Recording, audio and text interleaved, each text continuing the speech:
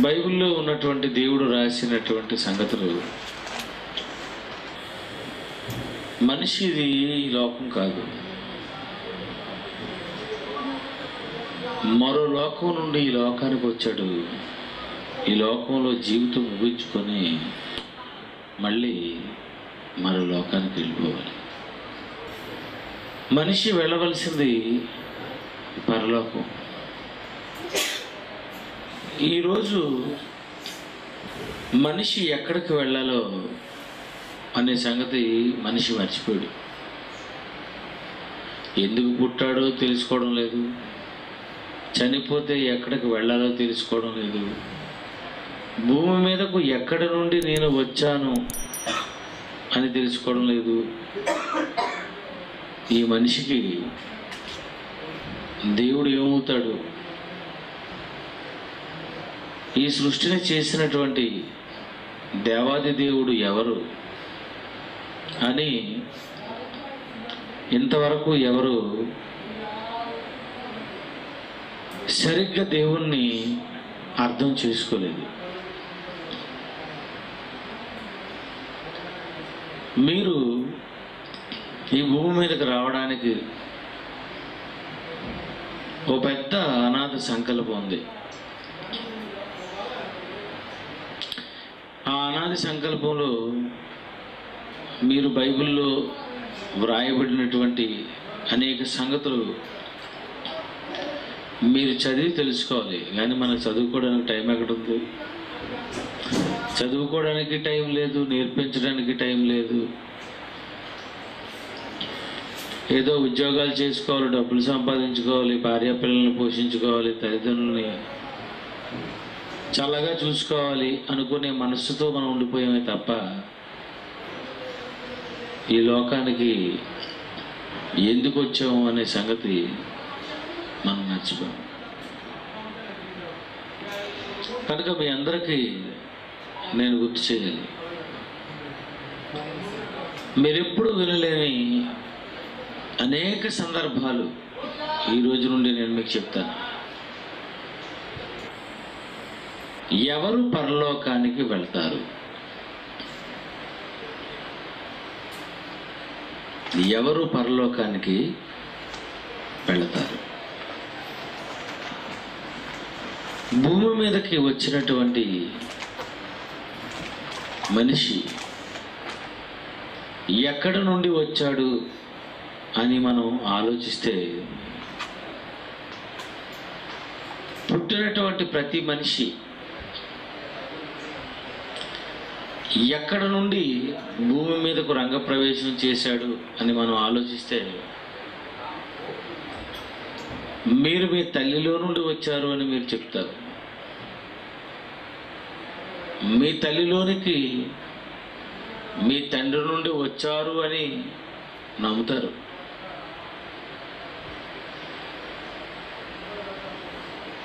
నువ్వు నీ తల్లిలో నుండి బయటకు వచ్చావు, నీ తల్లిలోనికి నీ తండ్రి నుండి వచ్చావు. నీ తండ్రిలోనికి ఎలా వచ్చావు? నీ తండ్రిలో నుండి వచ్చావు. నీ తండ్రిలోనికి ఎలా వచ్చావు? ఆ తండ్రిలోనికి వచ్చావు. అంటే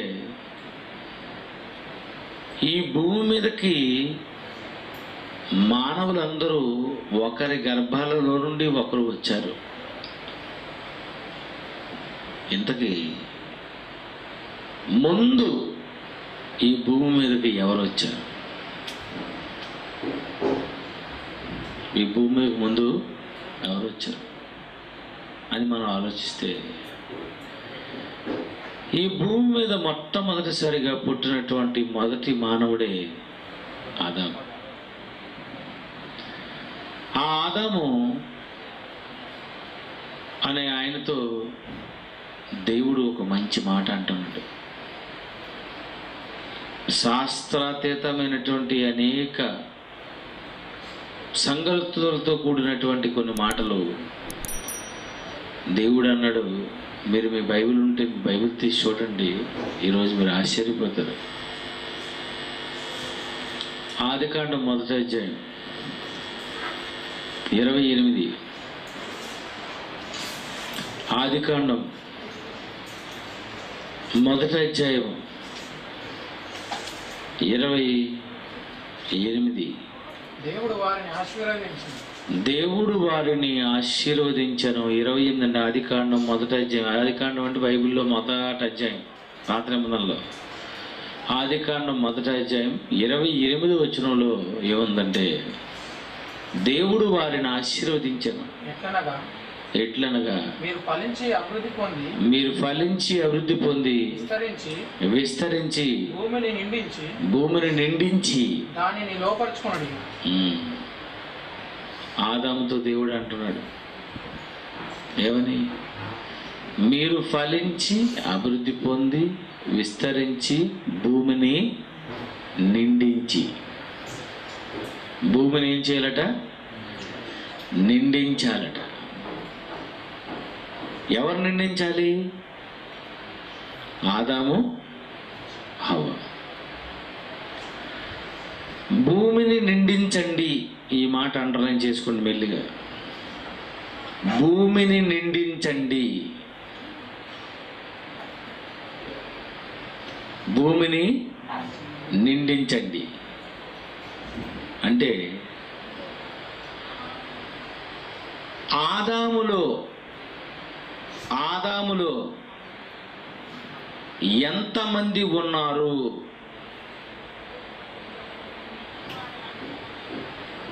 ఆదాములో ఎంతమంది ఉన్నారు?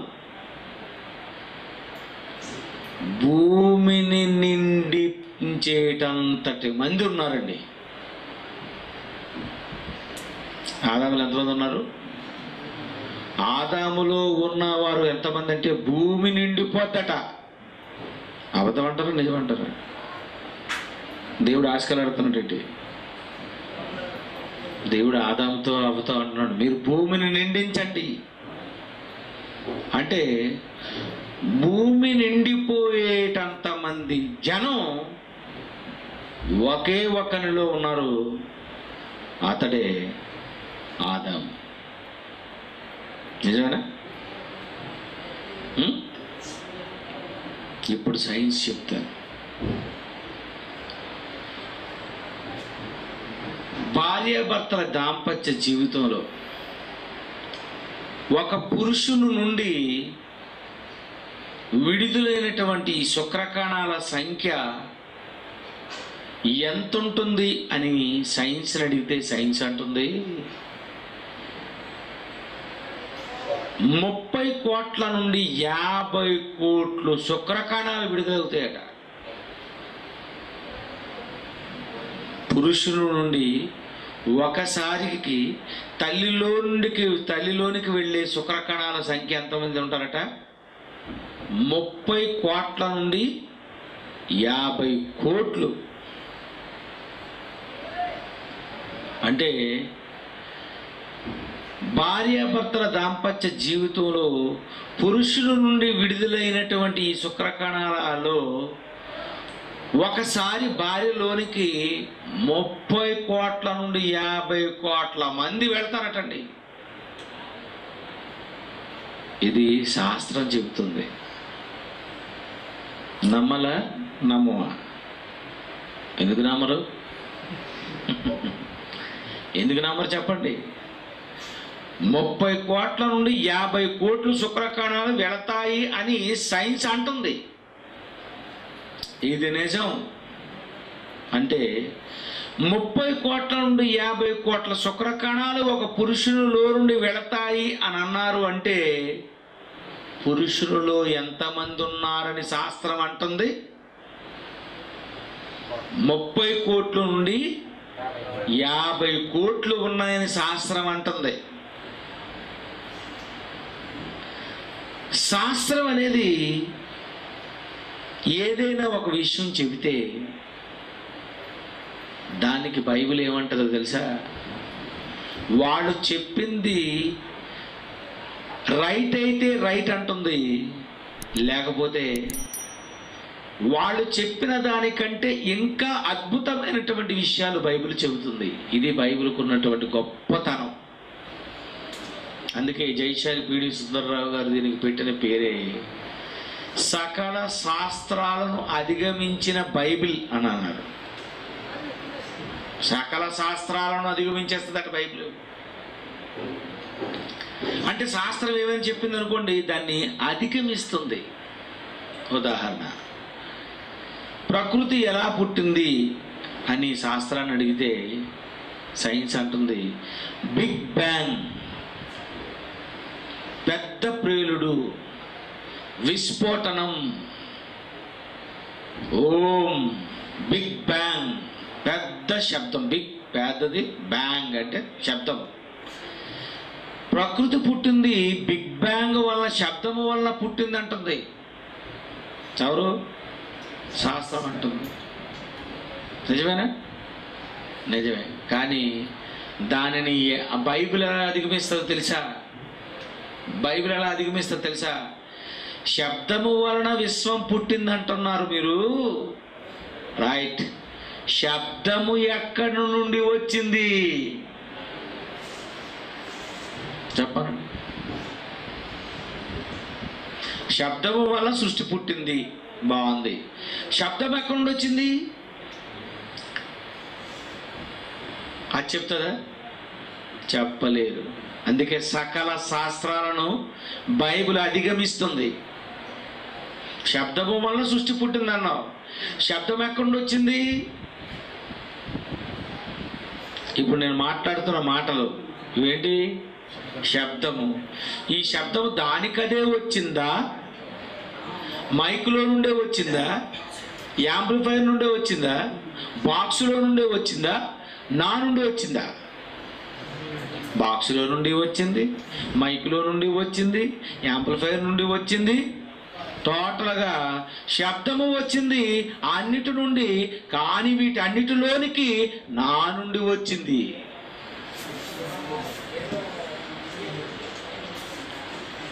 ప్రకృతి పుట్టింది శబ్దము వలన అన్నారు. విశ్వము పుట్టడానికి కారణం బిగ్ బ్యాంగ్. కానీ మీరు అడగవలసింది ప్రశ్న ఒకటే, బిగ్ బ్యాంగ్ శబ్దము ఎక్కడి నుండి వచ్చింది? ఎవరి నుండి వచ్చింది చెప్పు.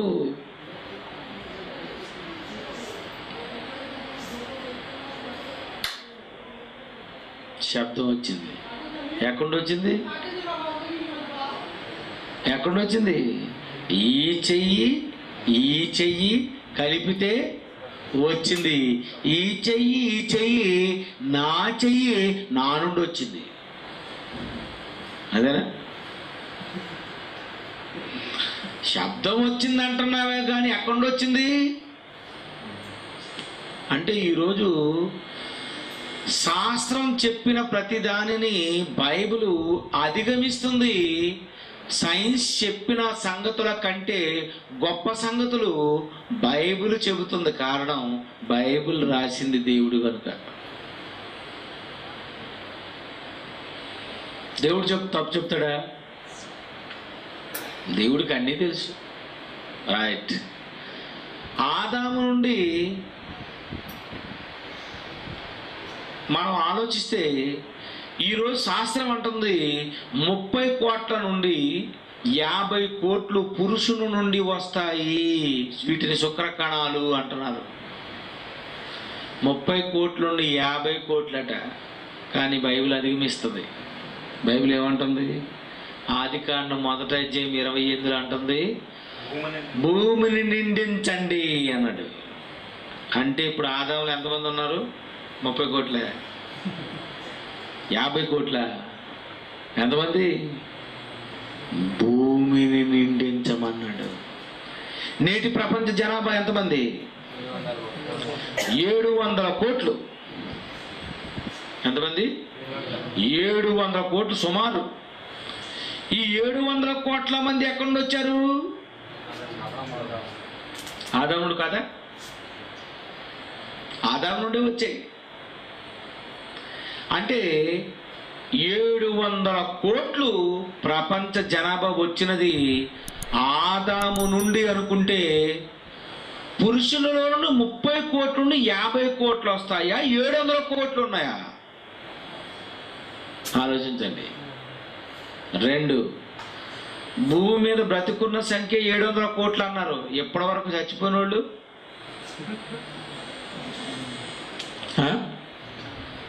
1000 కోట్ల, 2000 కోట్ల, 3000 కోట్ల? వీళ్ళందరూ ఎక్కడి నుండి వచ్చారు? ఆదాము నుండి. అంటే ఆదాములో ఎంతమంది ఉన్నారంటే భూమిని నిండించేటంతటి శుక్రకణాలు ఉన్నాయి. బైబిల్ ఎంత గొప్ప పుస్తకమో మీరు ఆలోచించండి. ఒక పురుషుడు నుండి వచ్చే శుక్ర కణాల సంఖ్య ఒకసారికి చెప్పింది 30 కోట్ల నుండి 50 కోట్లని. బైబిల్ అంటుంది ఆదాములో ఉన్నది భూమిని నిండించేటన్ని శుక్ర కణాలు ఉన్నాయటండి. నమ్ముతారా బైబిల్? నమ్మాలి, మనం నమ్మాలి. అంటే 30 కోట్ల నుండి 50 కోట్లే కాదండి, భూమి నిండిపోయేటంతటి కోటాను కోట్లు ఉన్నాయి ఒక్క ఆదాములో. ఆదాములోనే కాదండి, ఇంకెవరిలో ఉన్నాయో ఒకసారి చూడండి. ఆదికాండం 15:5. మరియు ఆయన వెలుపలికి అతన్ని తీసుకొని వచ్చి, అబ్రహామును వెలుపలికి తీసుకొని వచ్చాడు ఇంట్లో బయటికి. నీవు ఆకాశము వైపు తేరి చూసి, బాబు నువ్వు ఆకాశం వైపు ఒకసారి చూడు, నక్షత్రములను లెక్కించుటకు నీ చేతనైతే లెక్కించుమని చెప్పి నీ సంతానము అలాగగును. అబ్రహాము, నీ గర్భములో ఎంతమంది ఉన్నారో తెలుసా? ఆదాము గర్భములో ఉన్నది భూమిని నిండించేటంతటి మంది ఉంటే అబ్రహాము గర్భములో నక్షత్రాలు ఎన్నున్నాయి చెప్పండి? 100 కోట్ల, 1000 కోట్ల, 1,00,000 కోట్ల, కోటాను కోట్ల? చెప్పండి. అబ్రహాముతో అంటున్నాడు దేవుడు, ఏమని? నువ్వు ఆకాశ నక్షత్రాలు లెక్క పెట్టగలవా? నీ గర్భములో ఆకాశ నక్షత్రాలు ఎన్నైతే ఉన్నాయో అన్ని శుక్రకణాలు ఉన్నాయని దేవుడు అంటున్నాడు. అంటే పురుషునిలో ఎన్ని శుక్రకణాలు ఉంటాయి? కోట్లు కోట్లు కోట్లు, కోటాను కోట్లు. అబ్రహాములోనే కోటాను కోట్లుంటే ఆదాములో భూమిని నిండించేటంతటి శుక్రకణాలుంటే నీలో సంగతి ఏంటి, నాలో సంగతి ఏంటి? ఆలోచించండి. బైబిల్ ఎలా ఉంది? అబ్రహాములోనట నక్షత్రాలు లెక్కట్టగలవా అని అన్నాడు. తర్వాత మళ్ళీ అడిగాడు, ఏమని? బాబు ఇసుక రేణువులు లెక్కట్టగలవా అని అడిగాడు మళ్ళీ. అంటే ఏమన్నాడు అబ్రహాము? బాబు నేను చదువుకోలేదు నాయన, లెక్కలు తెలియదు.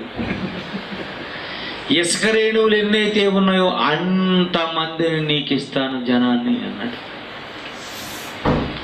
అంటే ఇసుక రేణువులు ఎన్నున్నాయి? కోట్లండి. ఈరోజు నేను పట్టపగల విమానంలో వచ్చాను. ఎప్పుడు నైట్ టైం వస్తాను ఇక్కడికి, కానీ ఈరోజు పట్టపగలు వచ్చానండి. నిజంగా అండి, ఇసుక ఇసుక ఇసుక ఇసుక ఇసుక ఇసుక, ఎడారి ఎడారి ఎడారి ఎడారి, ఎక్కడో చిన్న 4 ఇళ్ళు అంతే. లెక్క పెట్టండి ఇసుక ఎంత ఇసుక ఉందండి. ఎంతమంది అబ్రహాములో ఉన్నారా? ఉన్నారు. బైబిల్ అంటుంది అంతే. ఒక పురుషునిలో ఇసుక రేణువులు ఎన్నైతే ఉన్నాయో, నక్షత్రాలు ఎన్ని ఉన్నాయో అన్ని ఉన్నాయి అటండి. అంతమంది ఉన్నారు. ఎవరిలో? ఒక్క అబ్రహాములో.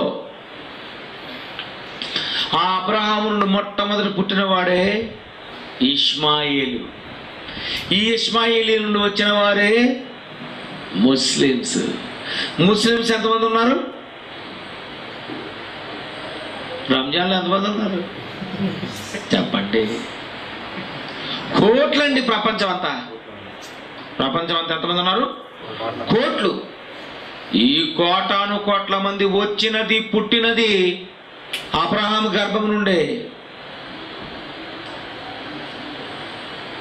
అంటే పురుషులలో ఎంతమంది ఉన్నారు? కోట్లు. ఆదాములో భూమిని నిండించేటంత మంది ఉన్నారు. అబ్రహాములో నక్షత్రాలు ఎన్ని ఉన్నాయో అంతమంది ఉన్నారు. ఇసుక రేణువులు ఎన్నున్నాయో అంతమంది ఉన్నారు. మరి నీలో చెప్పండి. శాస్త్రం అంటుంది 30 నుండి 50 కోట్లు అన్నది. కానీ వాళ్ళు చెప్పినప్పుడు నేను అనుకుని అంతా మీద అబద్ధం అలాగ అంటారు. కానీ ఇదంతా ఎలా అంటారులే పిచ్చోళ్ళు అనుకున్నానండి ఫస్ట్. కానీ బైబిల్ చదివిన తర్వాత నాకు అర్థమైంది 30 కోట్ల నుండి 50 కోట్లు కాదు, కోటాను కోట్లు ఉన్నాయి. అంటే ఆదాములో ఎంతమంది ఉన్నారని దేవుడు చెప్పాడు? భూమిని నిండించండి అన్నాడు. అంతే. అంటే ఆదాములో ఎంతమంది ఉన్నారు? భూమిని నిండిపోయేటంత మంది ఉన్నారు.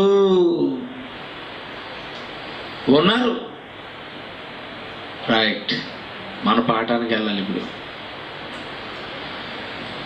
భూమి మీద ఉన్నవారు వీళ్ళందరూ ఆదాము నుండి వచ్చిన వారే. ఈ ఆదాము నుండి వచ్చిన వారంతా దేవుని నుండి వచ్చిన వారే. వీళ్ళందరూ ఎంతమంది వచ్చారు?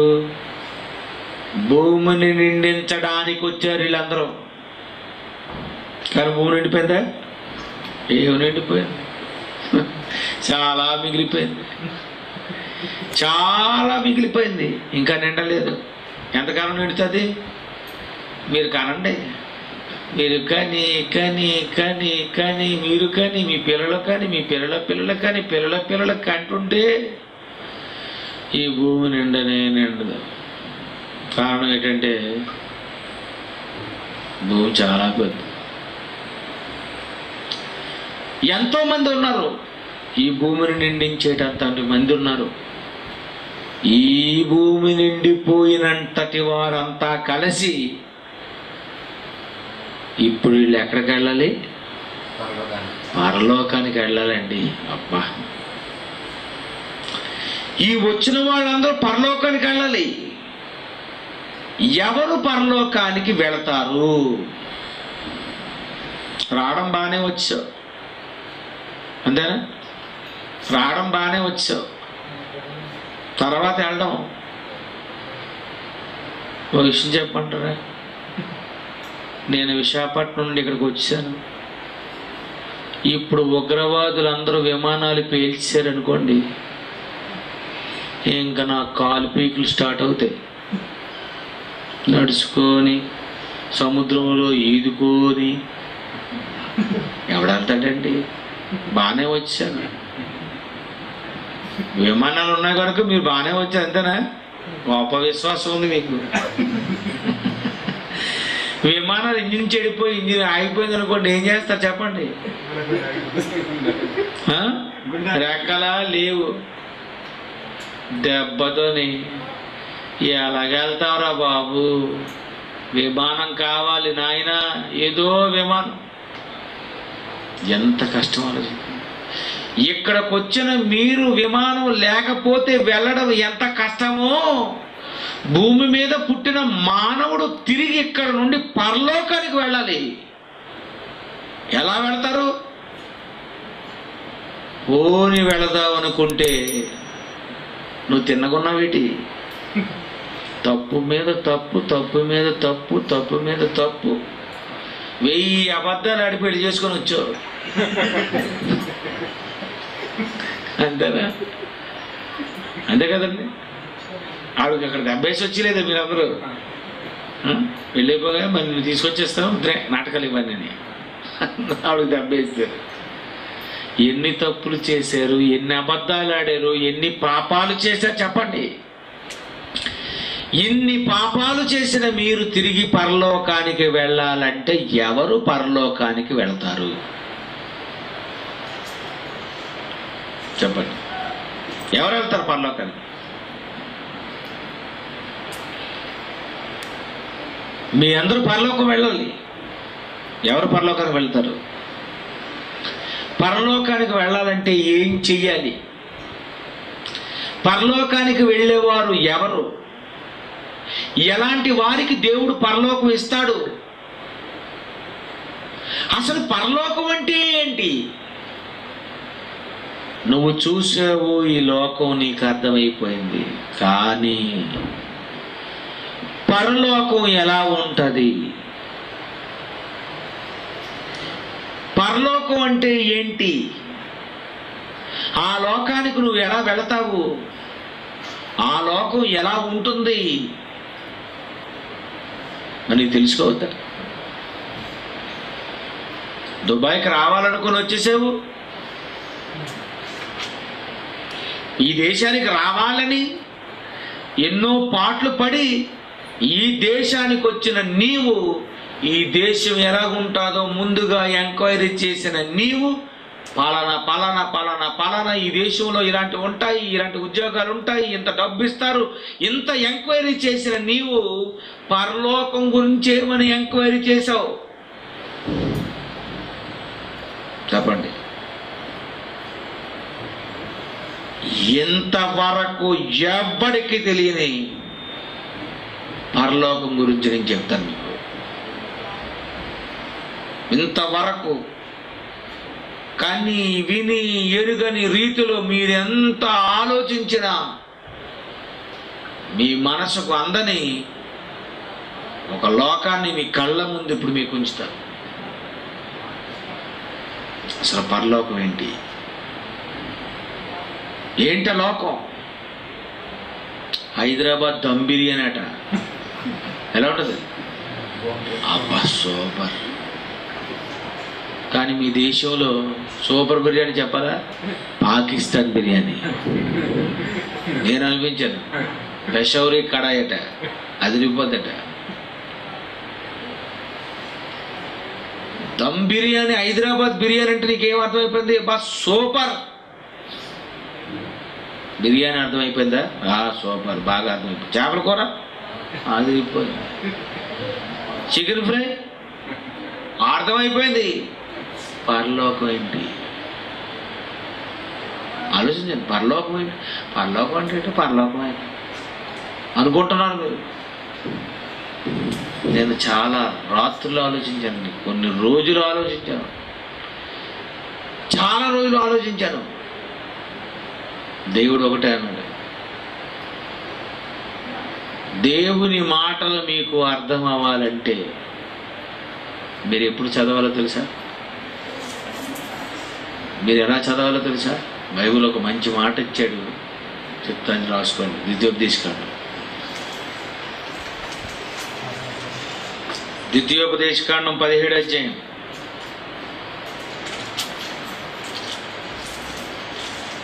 ద్వితీయోపదేశకాండం 17వ అధ్యాయం 22వ వచనం జాగ్రత్త చూడండి. 17వ అధ్యాయం 22 లాస్ట్ మాటకి,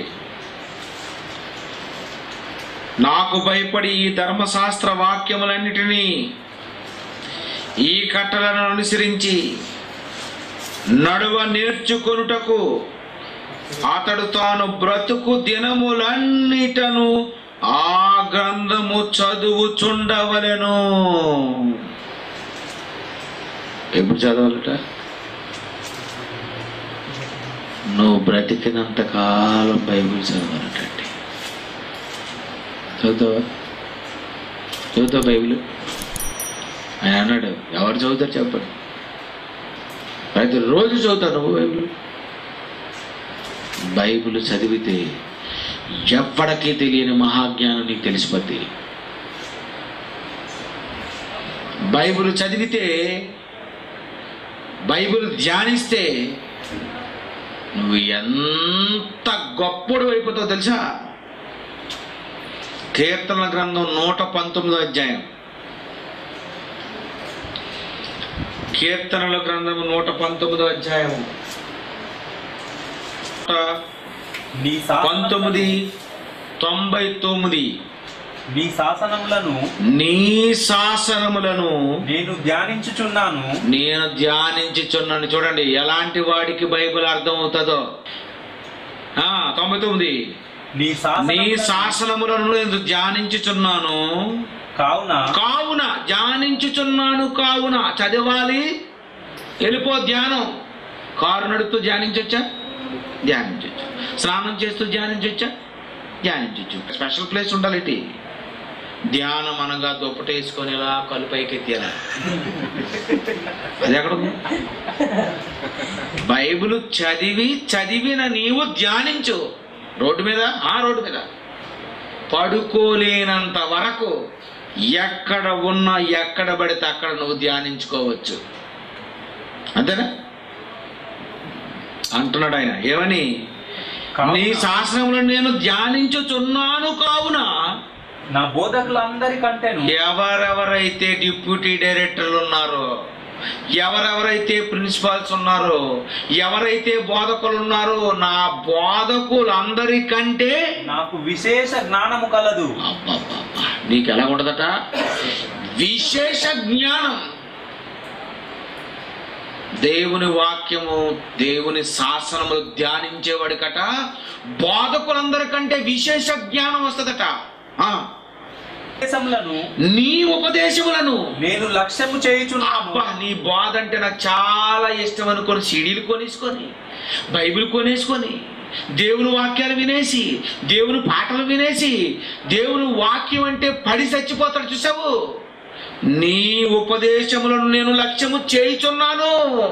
ప్రసంగాలంటే పిచ్చి నాకు అని అనుకునేవాడు కట.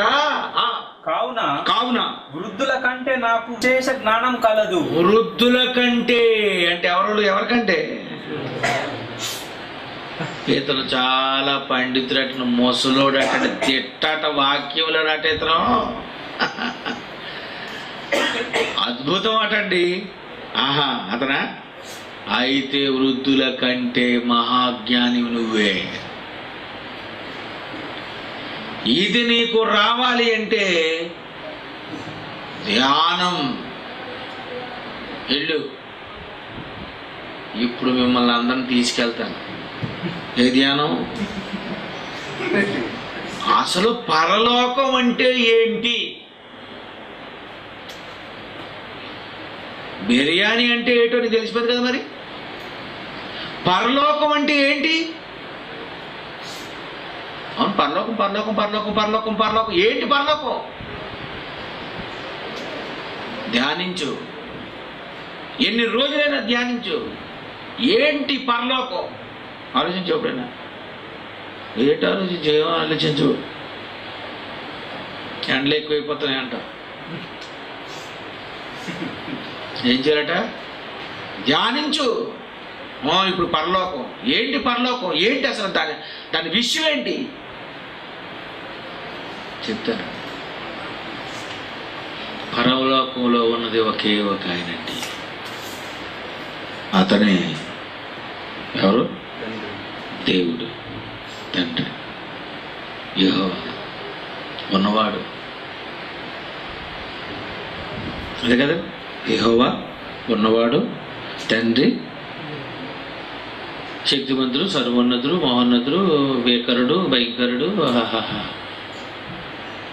అంతే కదమ్మా? రైట్. ఇంతకితను ఎవరు?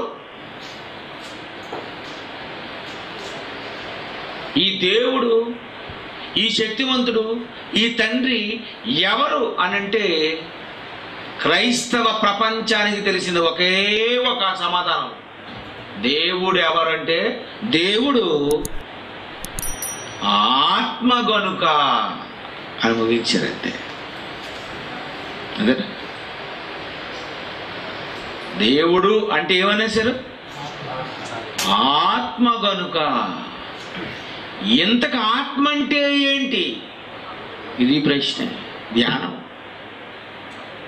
ధ్యానించాలి కదా. మరి ఇప్పుడు దేవుడు అన్నావు, ఆత్మ అన్నావు, ధ్యానంకి వెళ్ళు, ధ్యానంలోకి వెళ్ళిపో. మరి ఏం ధ్యానించావు నువ్వు? మనం వెళ్ళాలా? దేవుడు ఎక్కడ ఉన్నాడు? పరలోకంలో ఉన్నాడు. మరి దేవుడు ఎవరు? ఆత్మ. మరి దేవుడు ఆత్మ అయితే ఏంటా పరలోకం? ఆలోచించారు ఎప్పుడైనా? మీరు ఆలోచించిన అందదండి, మీరు అందుకోలేరు. దీనికి అందుకోవాలంటే ధ్యానం. ఎలా ధ్యానం? ఆది కాండం నుండి ప్రకటన గ్రంథం వరకు 100 సార్లు చదివేసి అన్ని సందర్భాలను నువ్వు బుర్రలో పెట్టుకొని నువ్వు ఆలోచించిన నాడు అప్పుడు వెళ్తావు పైకి. అబ్బబ్బా, ఇదా ధ్యానం అంటే. రైట్, వెళ్దాం. దేవుడు ఎవరటండి? ఆత్మ. ఇంతకీ ఏంటి అతని సంగతి ఏంటి? ఆ ఆత్మ ఏంటి? అతని గురించిన వివరణ ఏంటి అని మనం ఆలోచిస్తేనండి, చాలా సంవత్సరాలు నేను ఆలోచించాను. నేను కొన్ని సంవత్సరాలు ఆలోచించింది మనుషుల కోసమే. ఈ మనుషులందరూ మోసగాళ్ళనే సంగతి నాకు తెలిసిపోయిన తర్వాత మానవుని విడిచిపెట్టేశాను. దేవుని దగ్గరికి వెళ్ళిపోవడం మొదలెట్టే. ఇతని సంగతి తేల్చుకోవాలి, దేవుణ్ణి నేను అర్థం చేసుకోవాలి, దేవుడు అర్థమైపోవాలి. దేవుడు అర్థమైపోయాడో మీకు మొత్తం ఏంటో మీ స్టోరీ అంత అర్థమైపోతుంది. ఇది అర్థమవనన్నాడు, నీకు ఏం అర్థం అవుతుంది. రైట్. ఇంతకీ దేవుడు అంటే ఏంటి? ఆత్మ అంటే ఏంటి? అసలు ఎవరితనం అని మనం ఆలోచిస్తే, దేవుడండి ఒక పెద్ద ప్రణాళిక వేసాడండి. ఆ ప్రణాళిక ఏంటో తెలుసండి? ఎన్నోసార్లు మీరు ఒక మాట వినే ఉంటారు, సెల్ఫ్ ఇంట్రడక్షన్ అని తెలుగులో స్వీయ చరిత్ర అంతేనా? సెల్ఫ్ ఇంట్రడక్షన్, స్వీయ చరిత్ర. నీ తాలూకా ఆత్మకథ ఏదో చెప్తా, ఆత్మకథ చూడండి, నీ తాలూకా కథ అంటారా? దేవుడండి తన స్వీయ చరిత్ర చెప్పాలనుకున్నాడండి. దేవుని గూర్చిన పూర్తి బయోడేటా, దేవుని గూర్చిన పూర్తి వివరణ దేవుడు ఇవ్వాలని తన పిల్లలకు డిసైడ్ అయిపోయాడండి. ఎంతమంది ఇక్కడికి వెళ్ళారో తెలియదు, కానీ నేను వెళ్ళానండి. దేవుడు తన తాలూకా మొత్తం తన ఏంటో, దేవుడంటే ఏంటో పరిపూర్ణంగా ఆయన చెప్పేశాడండి. పరిపూర్ణంగా, పిన్ టు పిన్, ఒక్క విషయం కూడా దాచుకోకుండా దేవుడు చెప్పేశాడండి. అదేంటో తెలుసా? దేవుడు గురించి దేవుడు వివరణ ఇవ్వాలనుకున్నాడు. మళ్ళీ చెప్తాను ఇదే మాట, దేవుడు గురించి దేవుడు వివరణ ఇవ్వాలనుకున్నాడు. నేనేంటో నా పిల్లలకు తెలియాలి, నేనేంటో తెలిస్తే నా లోకం ఏంటో నా పిల్లలకు అర్థమైపోద్ది అనుకున్నాడు దేవుడు. అందుకు దేవుడు ఏమనుకోడు తెలుసా? నేనేంటో మీకు చెప్పాలనుకుంటే నాయనా మీరు ఒక్కసారి ఒక పని చెయ్యండి. ఇది నాకంటే ముందుగా ఆలోచించిన మొట్టమొదటి వ్యక్తే అపోస్తలుడైన పౌలు గారండి. అపోస్తలుడైన పౌలు పట్టుకుంటానండి, సగానికి సగం బైబిల్ మీకు అర్థమైపోతుంది. మహామేధావండి, మహామేధావండి, మేధావతనం. దేవుడే పట్టుకున్నాడంటే అపోస్తలులు 12 మంది ఉన్నారు, పక్కన పెట్టేసి ఇతను పట్టుకున్నాడంటే అర్థం ఏంటి? సామాన్యుడు కాదు ఇతను, సూపర్. అపోస్తలుడైన పౌలు చెప్పాడండి, ఈ పట్టు మీరు ఎన్నోసార్లు విన్నారు, కానీ మీరు ఎప్పుడు చదివి ఉండరు, అక్కడికి వెళ్ళి ఉండరు, మీరు అక్కడ ఆలోచించి ఉండరు. ఈరోజు మిమ్మల్ని తీసుకెళ్ళిపోతారు అక్కడికి. రోమపత్రిక 1వ అధ్యాయం, రోమపత్రిక 1వ అధ్యాయం 20వ వచనం జాగ్రత్తగా తీయండి. రోమాపత్రిక 1వ అధ్యాయం 20వ వచనం. ఆయన అదృశ్య లక్షణములు అనగా మొదటి మాట ఏంటండి? ఆయన అదృశ్య లక్షణములు. ఆయన అదృశ్య లక్షణములు. ఆయన దగ్గర ఏమున్నాయట? లక్షణాలు ఉన్నాయి, ఎవడు బయటికి కనిపించడం లేదు. ఆయన దగ్గర ఏమున్నాయి? లక్షణాలు ఉన్నాయి, కానీ అవి అదృశ్యం. దృశ్యం లేదు. ఎక్కడున్నాయి? అదృశ్యం. నాలో చాలా లక్షణాలు ఉన్నాయి, ఇవి అదృశ్యంగా ఉన్నాయి. ఇవి నేను మీకు చూపించాలనుకుంటున్నాను. అంతే. దేవుడి దగ్గర ఏమున్నాయి? ఏ లక్షణాలు ఉన్నాయట? అదృశ్యం అంటే నాలో బోర్డులు ఉన్నాయి, తెలుసా మీకు? చాలా ఉన్నాయి. ఇదల్లో బోర్డు, ఈలో బోర్డు, మీలో బోర్డు, బోర్డు. అప్పుడు మీకు చూపిస్తారు, ఒకప్పుడు చూపిస్తారు. ఎలా నాటకాలు చేస్తారు ఏంటంటే, ఇది కూడా ఉంది, ఇది కూడా ఉందా మీ దగ్గర? నేను ఎంతవరకు మీరు చాలా స్లో అనుకున్నాను. బయటకు వచ్చింది ఒకటి, మెల్లిగా వచ్చింది, బయటకు వచ్చిందా? ఇలాంటివి దేవుడి దగ్గర ఎన్ని ఉన్నాయట? చాలా ఉన్నాయి. ఇవి కనిపించనివి లోన ఉండిపోయి ఇవన్నీ నేను నా పిల్లలకు చూపించాలి. ఆయన అదృశ్య లక్షణములు అంటూ ఆయన అంటున్నాడు. నిత్యశక్తి, దేవత్వము, జగదుత్పత్తి మొదలుకొని సృష్టింపబడిన వస్తువులను మీరు ఆలోచిస్తే తేటపరచబడుచున్నవి అనేసరికి ఆయన అంతే ఒకే మాట అనేసాడు. నేనంటే ఏంటో మీకు పూర్తి నా వివరణ తెలుసుకోవాలనుకుంటున్నారా? అయితే మీరు సృష్టింపబడిన వస్తువులను ఆలోచించు, అదే ధ్యానించు. ఇప్పుడు సృష్టింపబడిన వస్తువులను ఇప్పుడు మనం ఆలోచించాలండి. ఆలోచించడం ఈజీయా, పరిశీలించడం ఈజీయా? పరిశీలించడం ఈజీయా? ఆలోచించడం దమ్మిడి ఖర్చు ఉండదు. ఎంత ఈజీ అండి, ఆలోచించడమే కదండి. ఇతను మంచోడు కాదు, ఇతనికి పెద్ద గంటసేపు ఆలోచించలేదు. ఆలోచించమన్నాడు. సృష్టింపబడిన వస్తువులను ఆలోచించండి. నా లక్షణాలు అన్నీ అవే నా లక్షణాలు. ఇవన్నీ మీరు పట్టుకోండి. దీని వెనకతను వెళ్ళిపోయానండి, మాట పట్టుకొని వెళ్ళిపోయానండి వెనకతను. ఆయన పౌలు గారు కూడా మంచి మాట ఏమని, ఆయన అదృశ్య లక్షణములు అనగా నిత్యశక్తి, దేవత్వమును, జగదుత్పత్తి మొదలుకొని సృష్టింపబడిన వస్తువులను ఆలోచించు. చూడండి ఎంత బాగా చెప్పాడు. జగదుత్పత్తి మొదలుకొని సృష్టింపబడిన వస్తువులను ఆలోచించు. జగదుత్పత్తి మొదలుకొని సృష్టింపబడిన వస్తువులను ఆలోచించు. జగదుత్పత్తి ఏది ముందు పుట్టింది లోకంలో?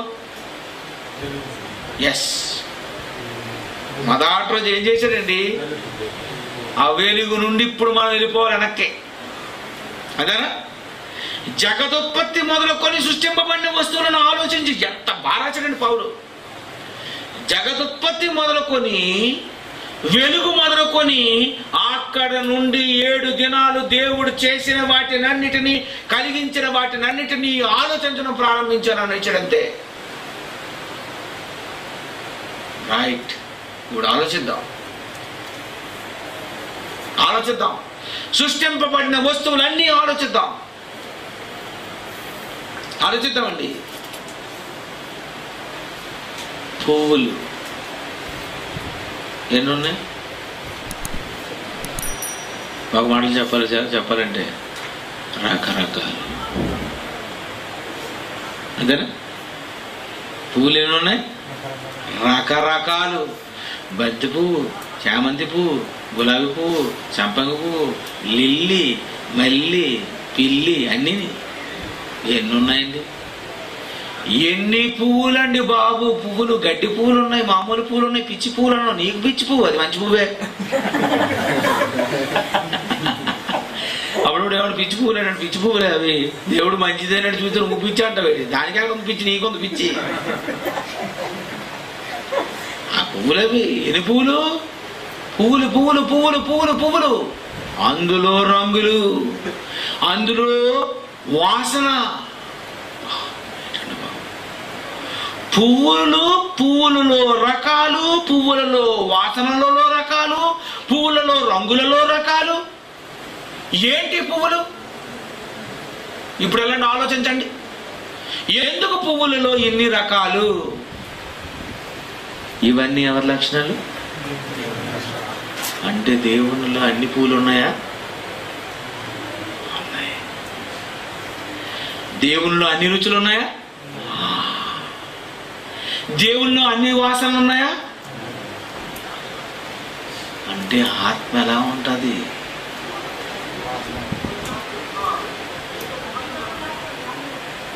ఏంటి దాని సంగతి? ఇవి పువ్వులు, రకరకాల పువ్వులు. మరి కాయలు ఎన్నున్నాయి? కాయలు మీ దుబాయ్లోనండి బాబు, ఎన్ని కాయలండి బాబు! అన్ని దేశాల కాయలన్నీ ఇక్కడ ఉంటాయి. అన్ని దేశాల పళ్ళన్నీ ఉంటాయి. పళ్ళు పళ్ళు పళ్ళు, కాయలు కాయలు కాయలు. ఎన్ని కాయలు ఉన్నాయి! మామిడి కాయల్లో రకరకాల మామిడికాయలు, మరి బంగిరిపిల్లి మామిడికాయలు, స్వర్ణకాయ, స్వర్ణరాక, మళ్ళా పరియా, ఇంకోటి రసాలు. బాబా ఏటండి బాబు, ఏట కాయలేటి! మామిడికాయల్లో ఇన్ని రకాలు అయితే మరి జాంకాయలు చెప్పండి. జాంకాయలు ఎన్ని రకాలు? గట్టి జాంకాయ, మామూలు జాంకాయ, మెత్తని జాంకాయ, లోన ఎర్రగున్న జాంకాయ లేవా? ఎన్ని జాంకాయలండి బాబు! మొన్న రాత్రి ఆలోచించాను, దేవుడు పరలోకంలో జామ చెట్టుని ఎలాగే వేసి ఉంటాడా అని. అంతే కదా మరి ఆలోచించలేదు. నాకు ఇదే పని అండి, మరో పని ఉండదు. జామ చెట్టుని ఎలాగేసి ఉంటాడు. జామకాయ ఆకులు తిన్న ఎప్పుడైనా దాని అంత దరిద్రం ఏది ఉండదు. కానీ పరలోకంలో ఎలా ఉంటుంది తెలుసా? జామ పండు తినచ్చు, జామకాయ ఆకులు తినచ్చు. నేను తమలపాకులు తినడం లేదు. ఎక్కడైతే పండిచ్చి కాయ ఆకులు పోలేవు తప్ప పరలోకంలో పండు బాగుంటుంది, ఆకు బాగుంటుంది, కొమ్మ బాగుంటుంది. నేను చెరుకలు తినడం లేదటి. తీపిగుంటే చెప్పండి అసలు అక్కడ దాని స్టోరీ ఏంటి? మరి దాని గురించి నువ్వు వెళ్ళొద్దు వెనక్కి. మరి ధ్యానించడం అంటే ఏంటి? ఏం ధ్యానిస్తావు? నీ గురించి మాత్రం గొప్ప ధ్యానం. నీ పనికిరాని చెత్త విషయాల గురించి మాత్రం పిచ్చెక్కి బుర్రంతా పట్టిస్తుంది బాబు అంటావు. బా మరి దేవుడి గురించి పట్టలేదా? నాటకం అంటారు. అందుకనే నీ గురించి అయితే మాత్రం అబ్బా పాప ఏమి నాయన బుర్ర బుర్ర ఎరగొట్టేస్తావు. మరి దేవుడి దగ్గరికి వచ్చేసరికి చెప్పు. ఇప్పుడు ధ్యానించండి. మీరు రాత్రికి వెళ్ళిపోయి పడుకోవడం కాదు, ధ్యానించుకొని ఇష్టం వచ్చినట్టుగా దానికదే నిద్ర రావాలి. అప్పుడు పడుకుంది అంతే, ఆటోమేటిక్గా నిద్ర రావాలి అంతే. యేసుప్రభు అట వాడ మీద నిద్రపోతున్నాడట, వర్షం పడుతుందట. వర్షం పడుతున్నాడు ఇప్పుడు ఎప్పుడైనా నిద్ర వస్తుందండి? అందులో వాడ మీద వర్షం పడుతుంది అనుకో, వాడు ఇటు అటు వెళ్ళిపోతుంది. ఎక్కడ నిద్ర పడుతుందండి? తుఫాను. అలిసిపోయాడు. అలిసిపోయినప్పుడు మరి ఇంకా అతను ఇంకేం చేయలేం. ఎక్కడ పడితే అక్కడ నిద్ర చేస్తుంది. అలా నువ్వు పడుకోవాలా, అలాగా ధ్యానించి ఆటోమేటిక్ నిద్ర రావాలి తప్ప ఇప్పుడు నిద్రపోవాలను ఎందుకు? పనిపోవట్లేదు నీకు. నేను నిద్రపోవడానికి వచ్చావు అక్కడ ఇక్కడికి. దేవరాత్రులు ధ్యానించాను ఆయన అంటూ లేదు లేదు ఇప్పుడు మనం 10 అయినది నిద్రపోవాలను. అబ్బా నేను అందుకే పడుకున్న దెయ్యం. ఈ గదిలో ఉన్నంతకాలం ఇద్దరు ఉండేవాడిని. రాత్రి అంతా 3, 4 3 అవుతుంది అని ఎటంకులు అయిపోయి అయితే అవ్వదు, పడుకోలేదు అనుకుంటున్నాను. నేను ఏదో చేసుకుంటాను, ఆటోమేటిక్ నిద్రైతే పడుకుంటుంది అంతే. నేనేం చేయమన్నాడు? ధ్యానించమన్నాడు. ఏటి కాయలు, ఈ కాయల్లో ఉన్నటువంటి మళ్ళీ పళ్ళేటి, ఏంటి ఇవన్నీ? ఇవన్నీ నా లక్షణాలు నాయన. ఇవన్నీ ఏంటి? నా లక్షణాలు. నాలో నీకు కావలసిన పళ్ళన్నీ ఉన్నాయి, నీకు కావలసిన రుచులన్నీ నాలో ఉన్నాయి. నాలో ఆయనలో ఏముందో అదేనండి, అదేనండి సృష్టి. ఒక మాటలో చెప్పాలంటే అదేనండి సృష్టి. ఆయనలో ఏముంది? ఆయనలో ఏముంది చెప్పండి? ఆయనలో ఏముందో అదేనండి సృష్టి. అందుకే పౌలు అంటున్నాడు, జగదుత్పత్తి మొదలుకొని సృష్టింపబడిన వస్తువులను ఆలోచించండి అన్నాడు. అబ్బా వెళ్ళిపోరు మన అక్కడికి. వెలుగు, దేవుడు ఏమన్నాడు? మొదట వెలుగు అన్నాడు. ఎందుకు కలిగించాడు వెలుగు? విశ్వం వెలుగు. ఎందుకు వచ్చింది? ఎందుకు చేశాడు దేవుడు వెలుగు? ఒరే, నాలో అంత పెద్ద వెలుగుందిరా, నాలో అంత పెద్ద వెలుగుంది. ఈ వెలుగు ఎలాంటిదో తెలుసా? ఈ వెలుగు ప్రవేశించేటటువంటి ఎలా ఉంటుందో తెలుసా? ఉంటుందో తెలుసా? ఏ సందులోనే నీ కంటిలోకైనా, నీ శరీరంలోకైనా, నీ ముక్కులోకైనా వెళ్ళిపోతుంది అంతే. కదా, అల్ట్రావైలెట్ కిరణాలు, స్కానింగ్ అంటావు, అవన్నీ ఏంటి? వెలుగేనా? లైటేనా? అంటే నీ శరీరం రంధ్రాల్లోకి, అణువులోనికి, పరమాణువులోనికి వెళ్ళిపోతుంది. కారణం, అతను ఎందులోనికైనా వెళ్ళిపోతాడు, ఎవరిలోనికైనా వెళ్ళిపోతాడు, ఎక్కడికైనా వెళ్ళిపోతాడు. ఆయన వెలుగు. మొదటి రోజు చేసాడు వెలుగట. ఎంత పెద్దదండి బాబు వెలుగు, ఎంత పెద్దది వెలుగు. పట్టపగలు తెలుస్తుంది ఏటండి ఆ వెలుగేటండి. అది ఎవరిదట? ఆయన లక్షణం అన్నాడు. రే, నేనంటే ఏటో నీకు అర్థం అవ్వాలి. నా నుండి నువ్వు ఎక్కడ దాగోలేవు, నన్నుండి నువ్వు తప్పించుకోలేవు.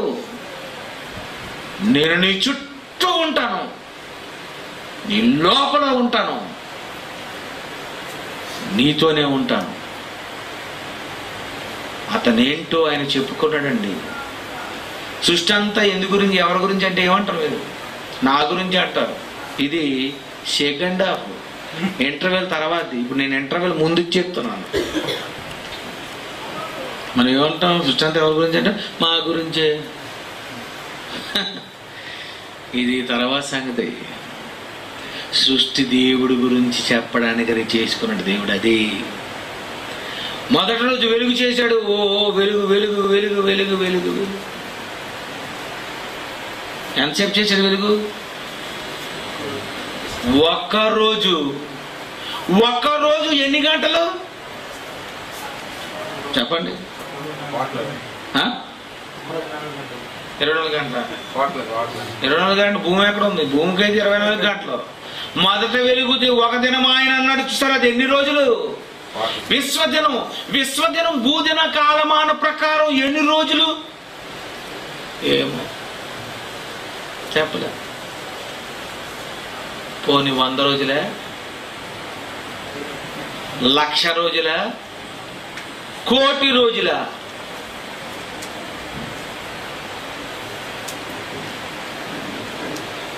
నా ప్రశ్న, మీ సమాధానం. స్టడీ.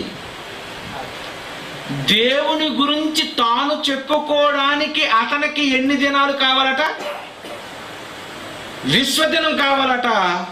భూకాలమాని ప్రకారంగా 1,000 లక్షల కోట్లు కావాలట. అంతకాలం కావాలట ఆయన వివరణ, ఆయన నీకివ్వడానికి. మరి ఆ దేవుని గురించి నువ్వు వివరణ ఇవ్వడానికి చెప్పు. ఆ దేవుడి గురించి నువ్వు వివరణ ఇవ్వాలనుకుంటే నీకెన్ని గంటలు కావాలా? గంట ప్రసంగంతో చెప్పేలా బైబిల్ అంతా. అందుకే నేను ఇలాంటివి సంవత్సరం చెప్పగలను. నేను ఇంకో దగ్గరికి కూడా వెళ్ళాను. యేసు ప్రభు 3 రోజులు భోజనం పెట్టకుండా ఎలా చెప్పగలడో ఆ ప్రసంగం కూడా నేను చేయగలను. ఇప్పుడు అక్కడికి వెళ్ళాను. మరి బైబిల్ అండి, అతను ఎలా చెప్పాడు, ఏం చేసి ఉంటాడు, నేను ఎలా చెప్పాలి, ఏం చెయ్యాలి, ఏం ఆలోచించాలి, ఇవన్నీ వద్దా? మరి దేనికి పుట్టావు నువ్వు? ప్రియమైన దేవుని పిల్లలు ఆలోచించండి. ఆలోచిస్తే బుర్ర వేడెక్కిపోతుంటది. మొదటి రోజు వెలుగు చేశాడట, రెండో రోజు ఏం చేశాడు? ఆకాశం. ఎందుకు చేశాడు? నీ గురించి. ఎంత ఉన్నావు, నీకు అంత కావాలి ఆకాశం. ఇది సరిపోదు నీకెంత? ఎంతున్నా నీకు 6 అడుగులో ఉన్నటువంటి నీవు అంత పెద్ద ఆకాశం ఎందుకంటే చెప్పండి. ఈ ప్రశ్నకు సమాధానం ఎవరి దగ్గర లేదండి. నీకు ఇంత పెద్ద ఆకాశం ఎందుకు? ఎందుకంటే ఒరేయ్, ఆకాశ మహాకాశములు సైతము నన్ను పట్టజాలవని నా గురించిన వివరణ నీకు ఇవ్వాలంటే ఎంత ఆకాశం నా వివరణ ఇవ్వడానికి నీ గురించి చేశాను. అదేందా? ఎందుకు చేశాడు ఆకాశం?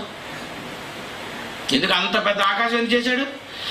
ఆకాశం మహాకాశము నన్ను పట్టజాలవు. నా విశ్వరూపం అంతుంటుందని నీకు నేను చెప్పాలి అంటే అందాక నీకు ఒక ఆకాశం చేశాను, మహాకాశం మరొకటి ఉంది.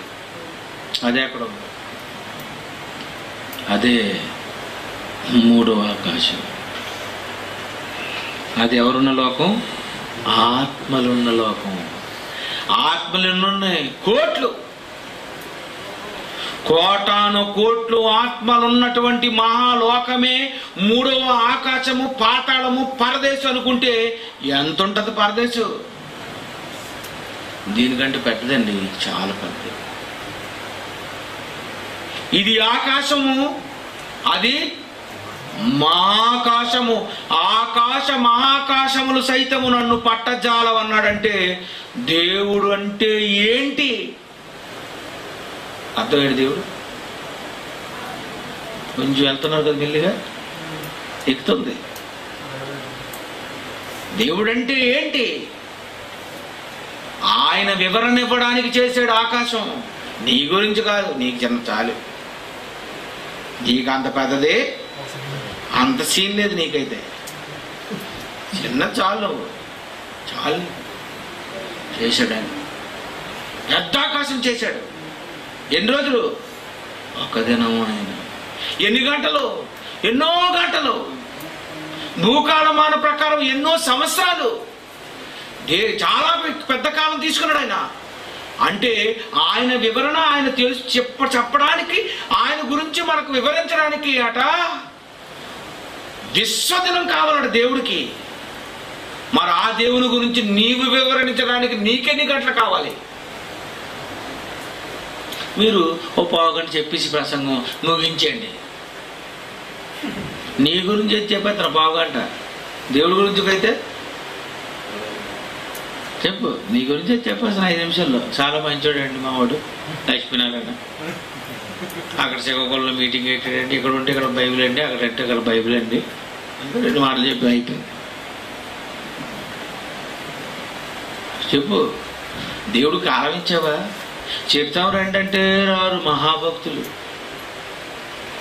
పోనీ రోజుకో బిర్యానీ ఇస్తామంటే వస్తారు. పోనీ చెప్పండి, పోనీ అదే ఏర్పాటు చేస్తాం మెల్లిగా. అలాగే రంజాన్ మాకు గోల్డ్ ఉంటాయి. ఏంటండి మరి ఇవన్నీ అర్థం చేసుకోవద్దా? ఇవన్నీ చదువుకోవద్దా? నువ్వు చచ్చిపోతావు కదా. చచ్చిపోతే ఇవి పాటలు వద్దు. చచ్చిపోతా, చావే లేకపోతా అసలు నేను బైబిల్ నేర్చుకోను, అంతే కదా. నీ చావు లేకపోతే ఇంకెందుకు? తిండే తిండి, తిరిగిడే తిరుగుడు, నిద్రే నిద్ర కాదు. చచ్చిపోతావు. సంపాదించినవన్నీ సడన్ గా వదిలి చచ్చిపోతావు. వైఎస్ రాజశేఖర రెడ్డి లాగా. అప్పుడు సంగతి ఏంటి? ఎటు వెళతావు? పరలోకం వెళ్ళాలి నువ్వు. అక్కడికి వెళ్ళాలంటే నీ బుర్ర ఏం పని చేసింది? ఏం బుర్ర వేడెక్కిపోయింది? ఏం నువ్వు ఆలోచించావు బైబిల్ని?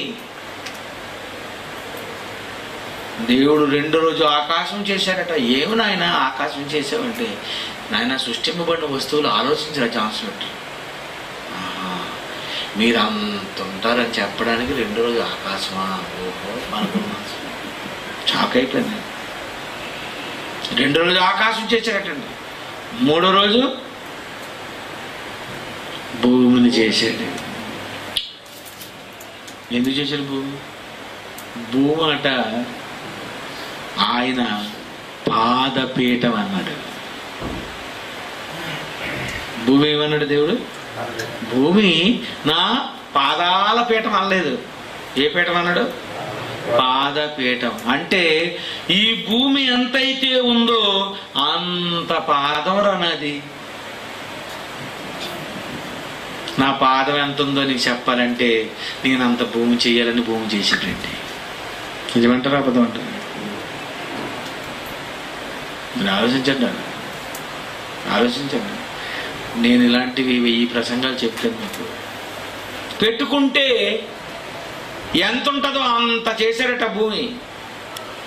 మరి రెండో కాలు ఏమైంది? మళ్ళీ అది కూడా అడిగాను దేవుణ్ణి.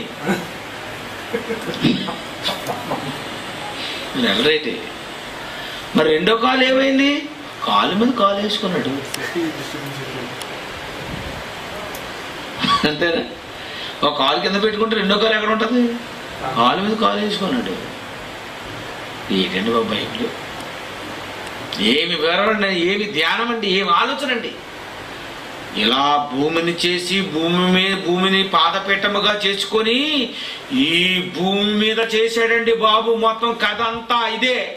ఎక్కడ నుండే ఉంది మొత్తం స్టోరీ అంతా. భూమిని చేసి భూమి చుట్టూ ఏం చేశాడు?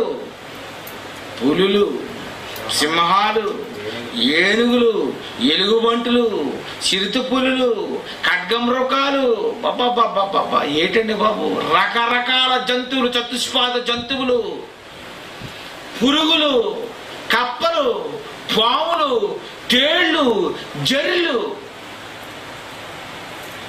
తేలు ఎప్పుడైనా వండుకున్నారా? అరేటి వండుకుంటారు, తేలు వండుకోరు. జర్రి వండుకుంటారా? నువ్వు వండుకోలేంది దేవుడు ఎందుకు చేశాడు? ఈ ప్రశ్న మరి ధ్యానించమన్నాడు కదా, మరి ధ్యానించద్దా? ఏమి ధ్యానించండి అంటే ప్రసంగం టక టక టక టక చదివేసి అది ధ్యానించాలేటి? చెప్పింది చదివించడానికి. ఎవరో చెప్పిన ప్రసంగం వెంటనే చెప్పడానికి పెద్ద ధ్యానం అవసరం లేదు. నేను వెంటనే చెప్పేస్తాను. అతను ప్రసంగం అయిపోయే లోపు మళ్ళీ ఈ ప్రసంగం నేను కంటిన్యూ చేసేస్తాను. దీనికి ధ్యానం ఎందుకు? దీనికి కాదు. ధ్యానం అండి బుర్ర వేడెక్కిపోతే ఒక్కొక్కడికి. రైట్. పులులు, సింహాలు, నక్కలు, ఎలుగుబంట్లు, ఏనుగులు, ఎందుకు జంతువులన్నీ చేసి తన పాదము చుట్టూ పెట్టుకున్నాడు చెప్పు? జాన్సన్ విక్టర్, నా సరౌండింగ్ ఏరియా, నా చుట్టూ ఎలాంటి వాళ్ళు ఉన్నారో తెలుసా? ఈ భయంకరమైనటువంటి క్యారెక్టర్స్ ఉన్నాయి. అంటే ఈ లక్షణాలన్నీ ఎవరివి? అంటే దేవునిలో ఎన్ని ఉన్నాయి? ఒక పులి, ఒక సింహం, ఒక నక్క, ఒక పాము, ఒక తేలు, ఒక దోమ, ఒక ఏగ. ఇవన్నీ ఎవరి లక్షణాలు అన్నాడు? అదృశ్య లక్షణము నావి, నావని దేవుడు చెప్పాడు. ఇవన్నీ నావి. ఇలాంటి వికృత విశ్వరూపం కలిగినటువంటి ఆకారమే అదే దేవుడు, అదేనండి ఆత్మ. నీకు అర్థమైంది లేదో?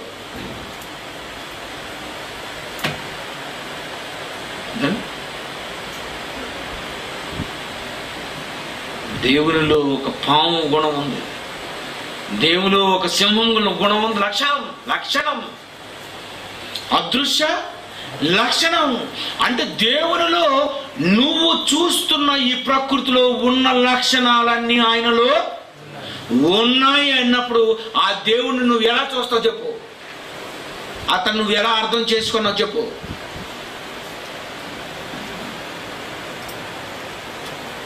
నేను సంవత్సరాలు వెళ్ళిపోయిన ఇలాగా సంవత్సరాలు వెళ్ళాను, అతని సంగతి ఏదో తెలుసుకోవాలి. ఎందుకంటే నాకు నచ్చిన వ్యక్తి దేవుడేనండి. యథార్థం చెప్పేస్తాడు. నాకు అందరూ దెబ్బేసినాడు. నాకు మనుషులంటే చాలా ఇష్టం, చాలా మందిని ప్రేమిస్తాను, అందరిని ప్రేమిస్తాను. వాళ్ళు దెబ్బ తీస్తారన్నా ప్రేమిస్తాను. కారణం దేవుడు ఒకటి శత్రువుని కూడా ప్రేమించమన్నాడు. కనుక ఇప్పుడు ఎవరిని ప్రేమించుకోవాలి మనం? ఎవడు దెబ్బ తీస్తాడో ఆడినే ప్రేమించాలి. అది నువ్వేడు చేస్తావు? ఎవడు దెబ్బ తీయడో ఆడిని ప్రేమించి శత్రువుని వదిలేస్తావు. అంటే బైబిల్కి పెద్ద వ్యతిరేకం నువ్వు, అంత రివర్స్. అదే మరి ఏదే మరి బైబిల్ అంటే ఏంటండి? బైబిల్ అంటే ఏంటి? బైబిల్ పాటించడం అంటే ఏంటి? బైబిల్ ధ్యానం అంటే ఏంటి? బైబిల్ అర్థం చేసుకోవడం అంటే ఏంటి? ప్రపంచమంతా ఎలాగెళ్తుందో అనవసరం. నువ్వు బైబిల్ ప్రకారంగా ఎలా వెళుతున్నావని నువ్వు చూసుకోవాలి. నువ్వు దీన్ని అలా అర్థం చేసుకో. ఇదంతా నీకు అర్థమైపోయింది అనుకో, నువ్వేమంటా తెలుసా? వీరేం చేస్తున్నారు, వీరు ఎదుగురు, వీళ్ళకి సబ్జెక్ట్ అర్థం అవుతుంది కనుక వీళ్ళు క్షమించరుదంటే అంట. అది అక్కడికి వెళ్ళిపోతావు. ఎంత పెద్ద నేరస్తున్నైనా క్షమించే మనసులోనికి వెళ్ళిపోతావు. అలాగెళ్ళిన వాడే యేసు ఒక్కడే. లేదండి నా హిస్టరీలో అందరూ పెద్ద మాయగాళ్ళు, పెద్ద నాటకాలు. దేవుడిని ఏం అర్థం చేసుకున్నావు నువ్వు? నీకెందుకు ఇదంతా కలిగించాడు? ఇవన్నీ నా లక్షణాలు చూసి తెలుసుకో, లేదా అనుభవించి తెలుసుకో. ఇదండి దేవుడు చెప్పాడు. ఇదే చూసి తెలుసుకో. హే నమ్మవా? జాంపండు తీయగా ఉంటుంది, నా లక్షణం. నమ్మవా? అయితే అనుభవించి. అదే నమ్మవా? అయితే అనిపించడు.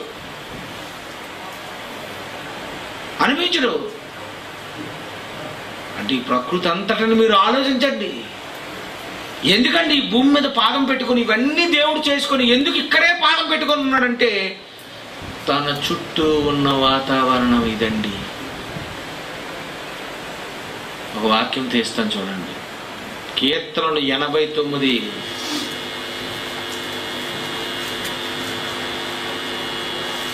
కీర్తన 89:7 పరిశుద్ధ దూతల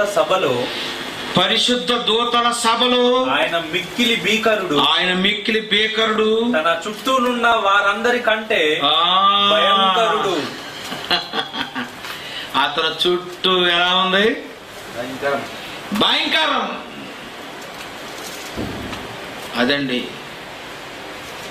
దేవుడంటే, ఆత్మ అంటే, అతని లక్షణం అంటే, అతను ఏంటో నువ్వు తెలుసుకోవాలి. ఈరోజు నీకే కోపము, పగ, ద్వేషం, కుట్ర, నీకు ఈ విద్యలన్నీ నీకొచ్చా? అతను ఒక అమాయకుడు. అతని దగ్గర ఉండే నీకు వచ్చాయని మర్చిపోకు. నీకేమున్నాయి లక్షణాలు? అతనుకున్న లక్షణాల దగ్గర నీ లక్షణాలు పనిచేయవు. ఇన్ని రకాల గుణాలండి దేవుడివి. తేలింది చెప్పు, చెప్పండి. తేలింది చెప్పు రా. పిచ్చి వేషాలు వేస్తే కూటేస్తాను రా. అంతేనా? జర్రెందుకు కుట్టేస్తాను. నిన్ను కొట్టడానికి అంత పెద్దది అవసరం లేదు, దోమ చాలు. అప్పుడప్పుడు నువ్వే అంటావు, దోమ రాత్రి అంతా నాకు నరకం చూపించిందని.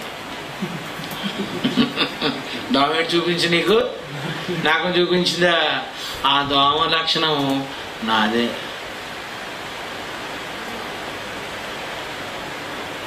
ఇలాంటి దేవుణ్ణి నువ్వు ఏం అర్థం చేసుకోగలిగావు? ఇలాంటి దేవుడి దగ్గరికి వెళ్ళాలనుకుంటున్నావా లేదా?